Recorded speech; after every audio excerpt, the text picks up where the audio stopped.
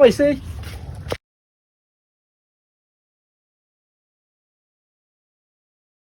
ശരിക്കും ഒന്ന് കൂട്ടിട്ട് പറഞ്ഞ. ഇതിപ്പോ ഒരു 3000 ആയാലോ? ശരി, ഞാൻ തരാ. ആ പറ്റിലേക്ക് എഴുതിക്കോ. പേടിക്കണ്ട, ഞാൻ വേഗം ഉടനെ തരും കേട്ടോ. ഇങ്ങനെ എത്ര കഴിഞ്ഞു?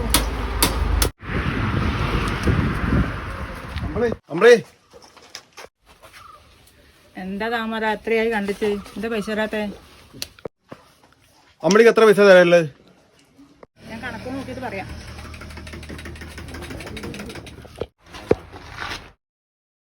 $10,000 തരാനുണ്ട്. ഇറങ്ങി പോയാ എല്ലാരും ഇങ്ങനെ ചെയ്താ ഞാൻ എന്താ ചെയ്യാ? എന്റെ വീട് കെട്ടിയ നോട്ടീസ് വന്നിട്ടുണ്ടാ. അല്ല, ആ കടക്കാരി അമ്പിളിയില്ലേ, ഓളെ കൊണ്ട് ഭയങ്കര ശല്യം. അത് എനക്കും തോന്നി. എന്നോട് പൈസ ചോദിക്കാൻ തുടങ്ങിയ എനിക്ക് തോന്നിയല്ലേ? ഇനി സാധനം വാങ്ങിക്കണ്ടേ? ഓളെ സ്വഭാവം ശരിയില്ല. അല്ല, എനക്കും തോന്നിയത് കൊറേ ദിവസമായിട്ട് ഞാൻ സാധനം മേടിച്ചോണ്ടിരിക്കുമ്പം അത് പൈസ ചോദിക്കുന്നു എന്നോട്. പണ്ടൊക്കെ നേരം പറ്റില്ല എഴുതിക്കൊന്ന് പറഞ്ഞാൽ അവള് മുണ്ടാണ്ട് പറ്റില്ല എഴുതും. ഇപ്പോ നമ്മോട് ചോദിക്കാൻ തുടങ്ങിയ പൈസ. ആ മുക്കില് ഒരു ദുബായിക്കാരൻ നല്ലൊരു കട തുടങ്ങുന്നുണ്ട്. എടാ മെല്ലെ പറയടാ. എന്നാ നമുക്ക് അപ്പുറത്ത് സംസാരിക്കാം. മുക്കിൽ ആര് കട തുടങ്ങുന്ന പറഞ്ഞത്? ഒരു ദുബായിക്കാരൻ. നമുക്ക് നല്ലോണം സാധനം ആടുന്ന് കിട്ടും. ആടുന്ന് വാങ്ങിക്കാനി നമുക്ക്. ശരിയാന്ന്. ഇനി അമ്പിളിന്റെ കടയിൽ നിന്ന് ഒന്നും വാങ്ങണ്ട നമുക്ക്. ദുബായിക്കാരന്റെ കൂടി സാധനം മേടിച്ചിട്ട് നല്ലൊരു കച്ചവടക്കാരനായിട്ട് നമുക്ക് ആക്കണം.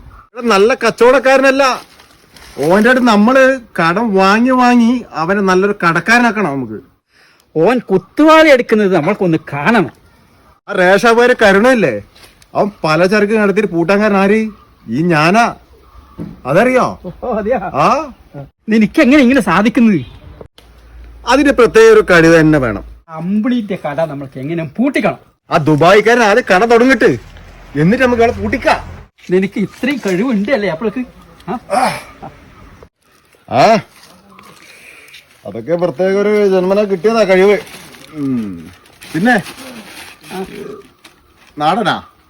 അതെ, നല്ല നാടൻ പഴാന്ന്. അത് ആ അമ്പിളിയുടെ അടുക്കുന്ന കടം മേടിച്ചത് ഞാൻ. അപ്പൊ ഞാൻ പറഞ്ഞു വന്നത് എന്താന്ന് വെച്ചാല്,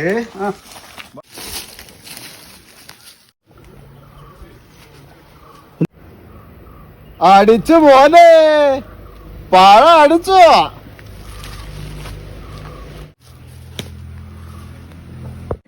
എന്റെ പഴം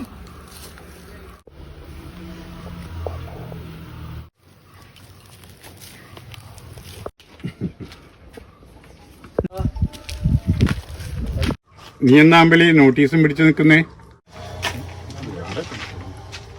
നോട്ടീസ് വന്നു, കടം കയറി മുടിഞ്ഞു.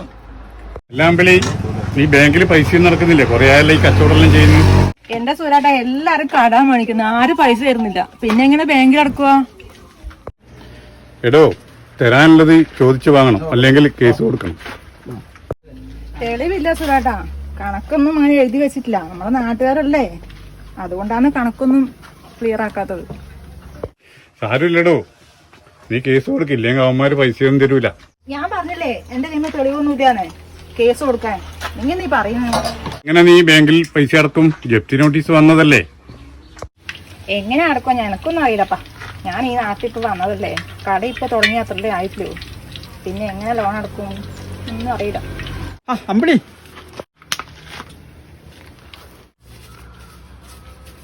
വരാനാ പൈസ ഉണ്ടെന്നേ? 3000 തരാനുണ്ട്, ഒരു 1500 താ.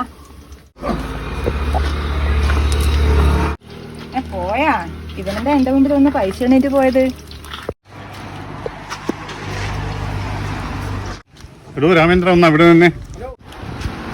എടാ, അവർക്ക് ബാങ്കിൽ നിന്ന് നോട്ടീസ് വന്നിട്ടുണ്ട്, കൊടുക്കാനുള്ള പൈസ കൊടുക്കണ്ടേ? ഞാൻ ഇന്നലെ ഒരൊറ്റ പൈസ കൊടുക്കാനില്ല. വെറും കള്ളക്കണക്ക് എഴുതുന്ന ഞാനൊന്നും കൊടുക്കാനില്ല കേട്ടോ. എന്താ ചെയ്യാ? ചേട്ടാ എന്താ പറഞ്ഞത്?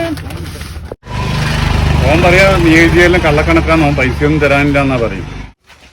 ഇങ്ങനെ പറഞ്ഞ ഈ കട പൂട്ടി ഞാൻ നാട് വിടും. എന്താ ചെയ്യാ? അമ്പിളിക്ക് കൊടുക്കേണ്ട പൈസയാണ്. നീ എവിടെയാ ഇങ്ങനെ ഓടുന്നു? നീ സംഭവം അറിഞ്ഞില്ലേ ആ കടക്കാരി അമ്പിളിയുടെ? അമ്പിളിക്ക് ഞാൻ ഈ പൈസ കൊടുക്കാൻ പോയതാണ്.